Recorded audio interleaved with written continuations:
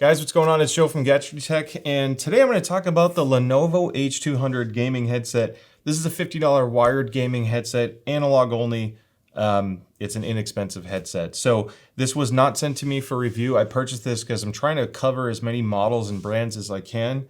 I'm not a brand loyalist. None of my reviews are biased, but I will always point out products that I like and reasons why I dislike other products. So the short story, just to do a spoiler, in case you're here for the initial opinion, is I actually really like these. I was really surprised how good they were. In this video, I'm going to show you just what made me like them so much. So with that being said, I will have links in the description below. If you decide at the end of this review you want to purchase one of these, that will help support the channel because I use that money to buy models like this that weren't sent to me. But by all means, buy it wherever you want because I know these go on sale on the Lenovo website, Best Buy, and Amazon. It all alternates. So let's get with the basics. Let's talk about what you get. Again, I mentioned this is an analog headset. It's very unassuming looking.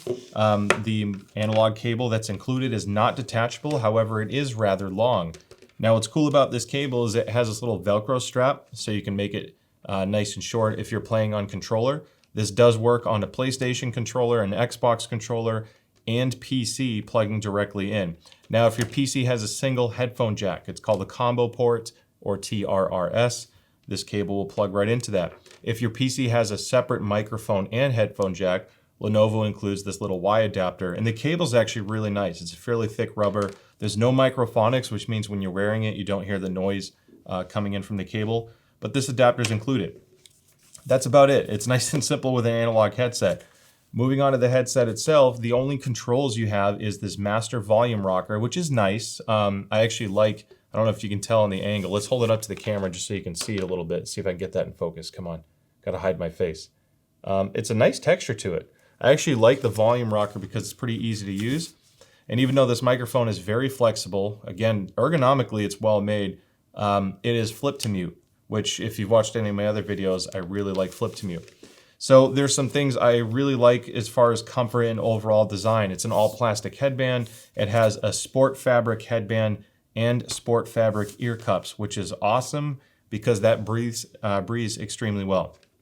So if you're looking for a budget headphone, typically on the budget side, you usually get leatherette. You know, HyperX, for example, it's like a fake, a vinyl leather material. It's kind of plasticky.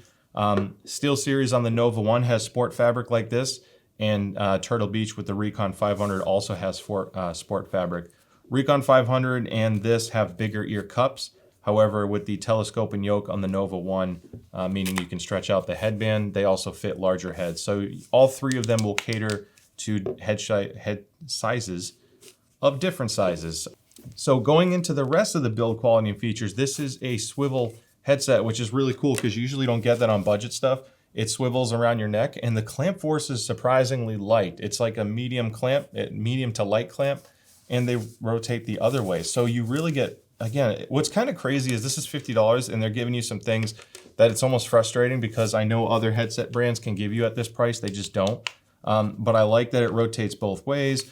You have an adjustable headband, and take a look. It's a metal headband on a $50 headset. Now, So I want to do the full disclosure thing because as a reviewer, what gets really challenging to review is I can't replicate 1 year of continuous ownership and how that looks in a review. So my review can't speak to the long-term ownership. I've seen some pictures and comments about the headband cracking. So one thing to consider is if you got it at a place like Best Buy, they have a 2-year warranty because I think you're going to like the other things I have to say. If you ever broke one, maybe that's a good way to give you some assurance. But I don't want to hide the fact that other people have reported the headset snapping up top because it's all plastic. I can only review it based off my experience. Again, I want to be completely honest. I tried stretching mine. I'm kind of scared to force it to snap. I'm twisting it okay. Not hearing any noises.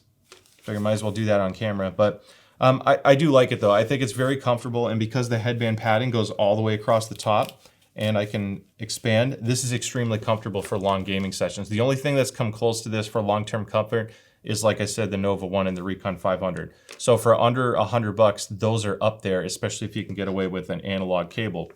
Now, the you're probably wondering, okay, for $50 overall, it looks pretty solid. I like the understated aesthetic. Everything's black.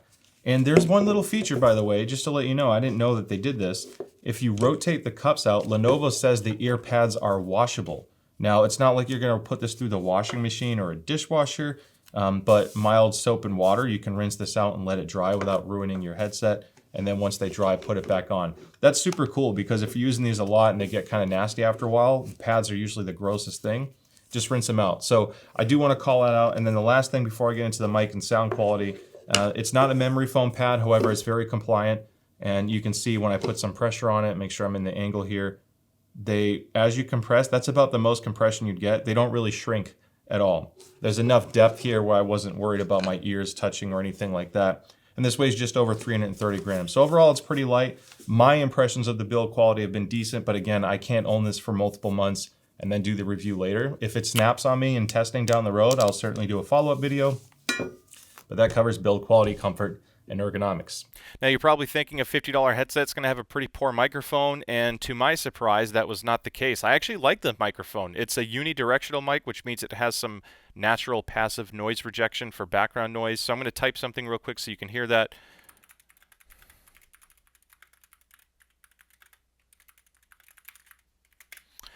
You are going to hear some of that. I'm not doing any audio processing on my Mac. I'm just using the Voice Memos app. On Windows with the sound enhancement on or off. That will affect how this sounds as well. Same thing if you use Sonar. But overall, it's actually a really good mic, and it's very sensitive, like sensitive enough where it works really well on controller. So if you have a PlayStation or an Xbox that this is plugged into, the microphone's actually going to sound excellent. So now it's time to talk about objective sound quality, or objective sound quality, which is the measured side, the side that hides nothing. These are interesting the way they measure. So they actually have a little bit of a bass boost in the lower bass region, but not the sub bass. It rolls off as you get closer to 30 hertz, but they do handle EQ well if you're looking to bring some of that back up. There is a little bit of a dip in the mid range. So as you approach, 200 to let's say 800 hertz, it drops a little, and it's not a consistent drop either. It's actually kind of spiky, as you can tell from that 300 hertz mark. But then it picks back up rather aggressively as you ramp up from the 1K into the 3K region, and then there's a pretty decent treble energy from 5 to 10K, and then it starts tapering back off. I did do a little bit of EQ tuning on this, but there's a few things I want to mention as far as sound quality goes. I'm not going to spend too much time on the measurement side. This is a $50 headset. It measures okay. It's actually not bad because the bass boost isn't too strong. This does not come across as a muddy sounding headset. In fact, I think the drivers are very similar to what Turtle Beach uses on the Stealth series. The driver material looks very, very similar. So they might use the same supplier, which is great for a $50 headset. So I have a few things to say about audio quality from my experience, the subjective side. I was blown away at how much fun these were to play games. There's one thing to talk about measurements, and what that translates to when you see that kind of frequency response is when you listen to music, the timbre, tonality, or naturalness of the music isn't quite how it sounds in real life. It's a little off because the frequency response isn't quite so gradual. So if you're really used to a song, let's say you listen to the same song over and over and over on like a nice set of speakers, this might change the way that sounds just a little bit. It just depends on what your ear can perceive.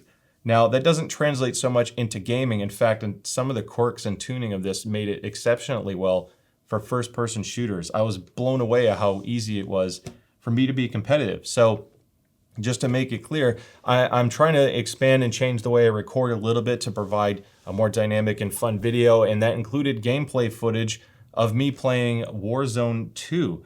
Now, I played this headset on PC with a DAC amp. I played this on my Xbox controller using the Turtle Beach Ear Force audio hub here, and I also played it on my PS5.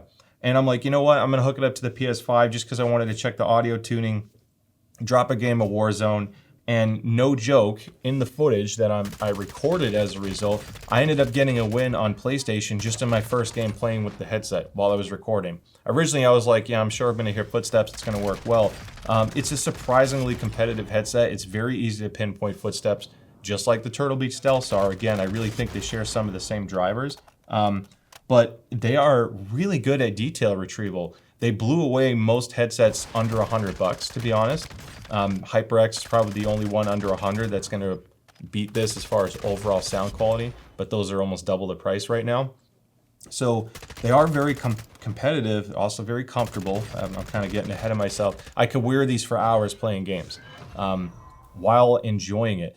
You know, it brought me back a little bit on my old days of playing games where I don't remember all the audiophile levels of detail type analysis. I used to just play and have fun, and I just had a blast playing on these. It really was exciting to use.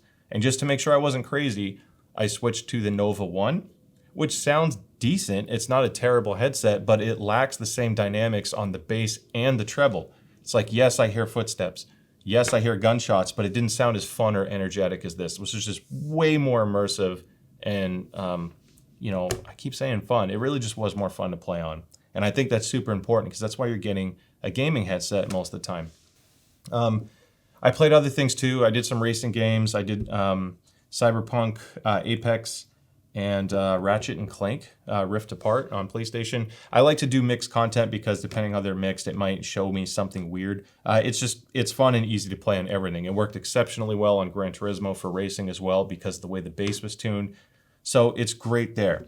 Now, as far as EQ, what I would do is mild, and there's a few ways to approach this. So on Xbox, if you can, use the Dolby Atmos app to fine tune it a little bit. And on the Dolby Atmos app, all I did was boost 32 hertz a little bit. I boosted 250 and 500 hertz by one click, and then left 1 kilohertz alone. I brought 2 kilohertz down slightly, and then I think it was 3 or 4 clicks on 4 kilohertz, and about 5 clicks at 8.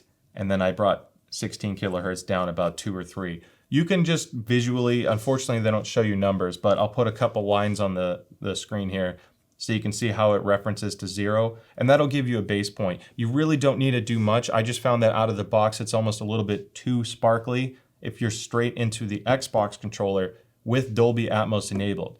Do not use Dolby Atmos performance mode because it makes it even sharper. Leave performance mode off, do that EQ, and then leave the surround virtualizer off as well.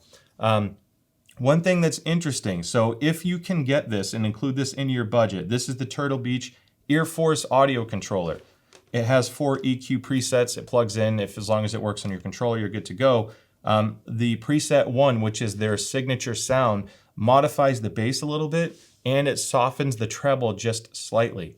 And that was like a match made in heaven with this headset. Honestly, I think this sells for $30 or $40. That retails for $50, but it comes down to like $30 or $40. All in, these two on Xbox, you don't even need to buy the Atmos license. This is a killer setup. You get game to chat mix, you get microphone preset for blocking out some background noise. It's seriously ridiculous how good this combo is for everything. It really makes you question if you need to spend more money on a higher quality headset. The bang for your buck is out of this world. If you don't want to buy this and you just use Dolby Atmos, try that tune. You won't get game to chat mix, but it'll be fun. PlayStation is naturally not as treble forward as Xbox. I don't know if a lot of people know that, but PlayStation's Tempest 3D audio engine, which this works on because any analog headset will, that engine is a little bit warmer sounding. It enhances the bass slightly, and the treble is a little bit softened. It's not as sharp as Xbox. And because of that, you really don't need to EQ it on PlayStation. This is full plug and play. Again, I just kept my cord wrapped like this, and it works amazingly well. That game I won on Warzone was just plugged into the controller, no changes, no DAC, just plug in and have fun. On the PC side, basically just use Atmos and do the same tune because that's the best bang for your buck if you want to do virtual audio processing. Otherwise, you can use SteelSeries Sonar.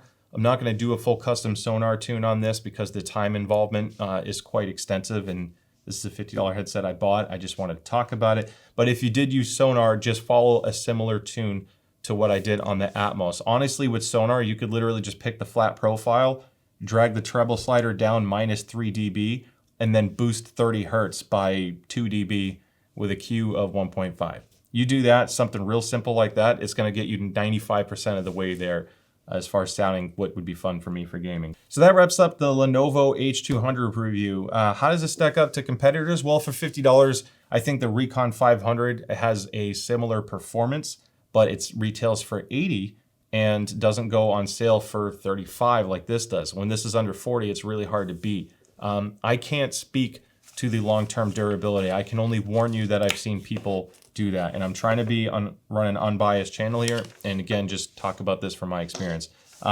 This headset was a blast. I had so much fun playing on it. This was a really pleasant surprise and frankly a great way to start 2023 for me. So happy new year to everybody. I hope you found this helpful. Again, if you are buying this, just buy it at a place where you can either get some coverage, or if you're in a position where you don't care if it breaks down the road because you want something temporary. I think a lot of people are going to enjoy this.